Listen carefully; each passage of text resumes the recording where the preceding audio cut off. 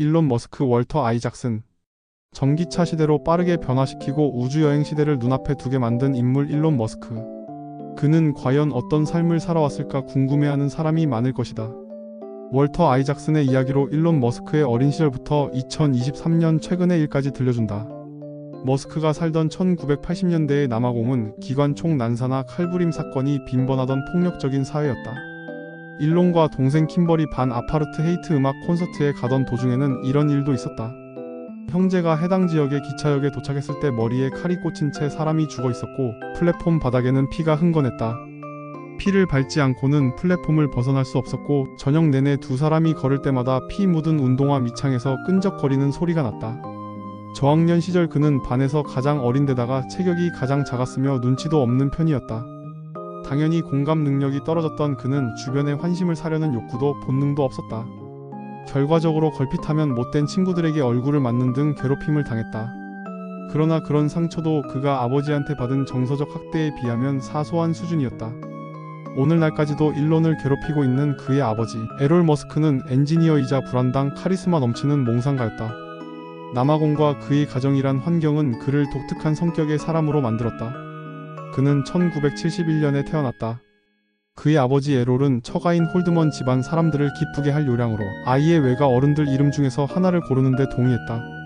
그렇게 해서 일론의 어머니 메이의 할아버지 제이 일론 홀드먼의 이름을 따서 아이의 이름을 일론으로 정하고 메이의 외할머니가 처녀 시절에 쓰던 리브라는 이름을 가운데에 넣었다. 일론 리브 머스크.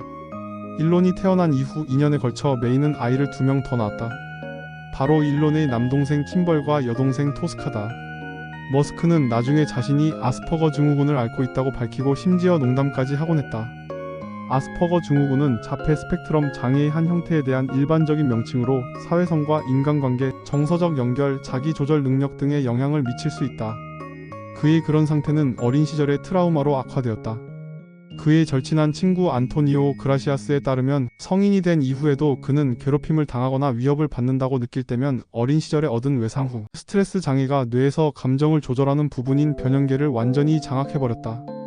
그 결과 그는 사회적 신호를 잘 포착하지 못했다. 일론이 8살 때 부모님은 이혼하고 새 아이들은 엄마와 함께 살게 된다. 그런데 10살이 되던 해 일론은 아버지와 함께 살기 시작했고 4년 후 동생 킴벌도 형을 따라 아버지의 집으로 들어왔다. 그는 삶과 우주의 의미가 무엇인지 알아내려고 노력하기 시작했다. 그러나 인간의 삶이란 것이 아무런 의미가 없을지도 모른다는 생각에 우울해졌다. 훌륭한 책벌레들이 그러하듯이 그는 독서를 통해 이런 의문을 해결했다. 다행스럽게도 그는 지적 능력이 특출하고 게임을 즐기는 아이들의 지혜의 원천인 공상과학 소설들로부터 구원을 받았다. 그는 학교와 지역 도서관의 공상과학 섹션을 죄다 휩쓸고 사서에게 더 많은 책을 주문해달라고 졸랐다. 그가 가장 좋아한 책 중 하나는 로버트 하인라인의 달은 무자비한 밤의 여왕이었는데 이 책의 내용은 달의 범죄자들을 보내서 건설한 식민지에 관한 것이었다. 이 책은 훗날 머스크의 삶의 중심에 자리 잡게 되는 문제를 다루고 있다. 인공지능은 과연 인류를 보호하고 이롭게 하는 방식으로 발전할 것인가? 아니면 기계 스스로 의지를 갖게 되며 인간에게 위협이 될 것인가? 이 주제는 그가 가장 좋아하는 책인 아이작 아시모프의 로봇에 관한 소설의 핵심이기도 하다. 아시모프의 이야기들은 인간의 통제를 벗어나지 못하도록 로봇을 설계하는 로봇공학의 법칙을 제시한다. 아시모프는 1985년 소설 로봇과 제국의 마지막 장면에서 그런 법칙 중 로봇은 인류에게 해를 끼칠 수 없으며 행동하지 않음으로써 인류가 해를 입도록 묵인할 수도 없다라는 가장 근본적인 원칙에 대해 자세히 설명하면서 0번째 법칙이라고 명명했다. 아시모프의 파운데이션 시리즈 속 주인공들은 임박한 암흑기에 직면하여 인간의 의식과 지식을 보존하기 위해 은하계의 먼 지역으로 정착민들을 보낼 계획을 세운다. 30여 년 후 어느 날 머스크는 랜덤 트윗을 통해 이러한 아이디어가 인간을 우주를 여행하는 종으로 만들고 인공지능을 활용하여 인간을 이롭게 하려는 그의 탐구에 어떻게 동기를 부여했는지 밝혔다. 파운데이션 시리즈와 0번째 법칙이 스페이스X 설립의 근본이 되었습니다. 머스크의 그런 청소년기에 가장 큰 영향을 미친 공상과학 소설은 더글러스 애덤스의 은하수를 여행하는 히치하이커를 위한 안내서였다. 유쾌함과 풍자가 넘치는 이 이야기는 머스크가 나름의 철학을 형성하는 데 도움이 되었고 그의 진지한 표정에 익살스러운 유머를 더해주었다. 11살이 된 일론은 처음으로 컴퓨터를 보았다. 그리고 심부름과 허드렛 일을 하며 컴퓨터를 구입했고 컴퓨터를 구입하자 60시간의 레슨이 포함된 베이직 프로그래밍 학습 과정이 함께 제공되었다. 잠도 거의 자지 않고 3일 만에 다 끝냈다고 그는 회상한다. 몇 달 후 그는 한 대학에서 개인용 컴퓨터에 관한 컨퍼런스가 개최된다는 광고를 보고 그 전단을 가져와 아버지에게 보여주며 참석하고 싶다고 말했다. 이번에도 에롤은 망설였다. 입장료가 약 400달러에 달하는 값비싼 세미나인데다가 아이들을 위한 것도 아니었다. 마침내 아버지는 일론이 뒤에 서서 컨퍼런스에 참석하는 조건으로 가격을 할인해달라고 대학 측을 설득했다. 컨퍼런스가 끝날 무렵 일론을 데리러 온 에롤은 아들이 3명의 교수와 대화를 나누고 있는 모습을 보았다. 교수 중 한 명이 에롤에게 이 소년에게는 새 컴퓨터가 필요합니다라고 말했다. 학교의 프로그래밍 기술 시험에서 A를 받은 후 일론은 IBM PC XT를 손에 넣었고 독학으로 파스칼과 터보 C++를 사용하여 프로그래밍하는 법을 배웠다. 그리고 13살 때 123줄의 베이직과 간단한 몇 가지 어셈블리 언어를 사용하여 그래픽을 작동시키는 비디오 게임을 만들어 블래스타라고 이름 붙였다. 그는 그 코드를 PC 앤드 오피스 테크놀로지라는 잡지에 제출했고 잡지사는 1984년 12월호에 다음과 같은 짧은 설명과 함께 그것을 소개했다. 이 게임에서는 치명적인 수소폭탄과 스테이터스 빔머신을 운반하는 외계 화물선을 파괴해야 합니다. 스테이터스 빔머신이 무엇인지는 확실치 않았지만 그 개념은 멋지게 들렸다. 잡지사는 그에게 $500를 지불했고 그는 뒤이어 다른 두 게임도 그 잡지사에 팔았다. 일론이 18살 때 먼저 캐나다로 떠난다.